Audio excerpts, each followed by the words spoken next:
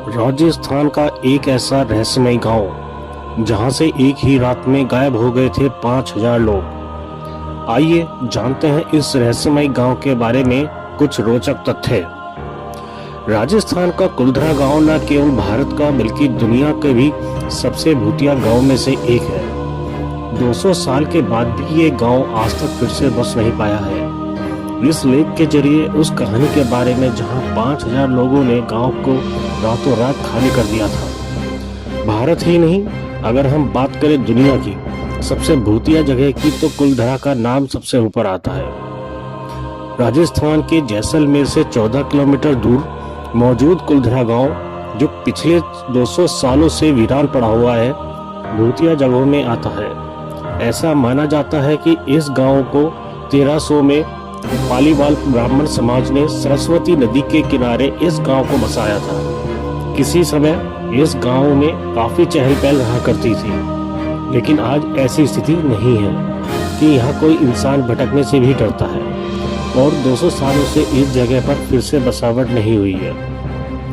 चलिए आपको इस गांव की कुछ दिलचस्प बातें और बताते हैं। कुलधरा गांव मूल रूप से ब्राह्मण द्वारा बसाया गया था, जो पाली क्षेत्र से जैसलमेर चले गए थे और कुलधरा गांव में बस गए थे। इस गांव की पुस्तकों और साहित्य वृत्तांतों में बताया जाता है कि पाली के एक ब्राह्मण प्रधान ने सबसे पहले इस जगह पर अपना घर बनाया था और साथ में एक तालाब भी बनवाया था, जिसका नाम उसने उधनसर रखा था।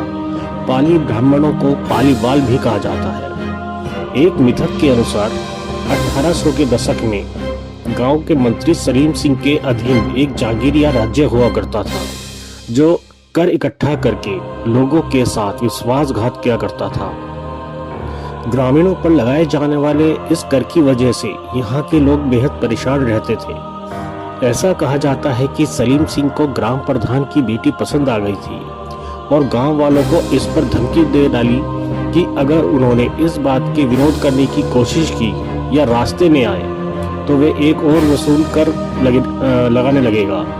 अपने गांव वालों की जान बचाने के साथ साथ अपनी बेटी की इज्जत बचाने के लिए मुखिया समेत पूरा गांव रातों रात फरार हो गया।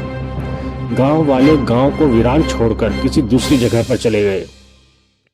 ऐसा कहा जाता है कि गांव के वालों ने जाते समय गांव को श्राप दिया था कि यहाँ आने वाले दिनों में कोई नहीं बस पाएगा।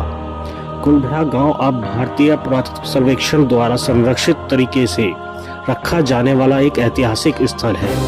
वैसे आप भी यहाँ घूमने जा सकते हैं, पर्यटक यहाँ घूम सकते हैं और उस समय के दौरान ऐसा हुआ करता था। जैसी झलकियाँ आपको यहाँ देखने को मिल जाएगी और हो सकता है कि आपको भी कुछ भूतिया अनुभव हो जाए।